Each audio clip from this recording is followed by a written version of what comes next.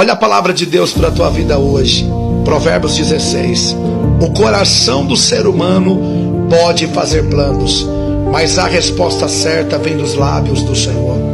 Todos os caminhos de uma pessoa são puros aos seus próprios olhos, mas o Senhor sonda o espírito. Entregue suas obras ao Senhor, e tudo o que você tem planejado se realizará.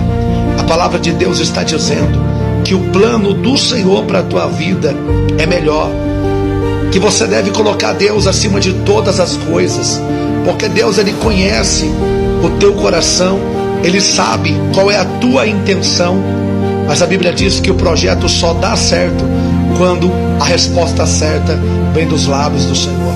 Coloca Deus na frente de tudo e aguarde a resposta de Deus, e pode ter certeza que tudo o que você tem planejado vai acontecer.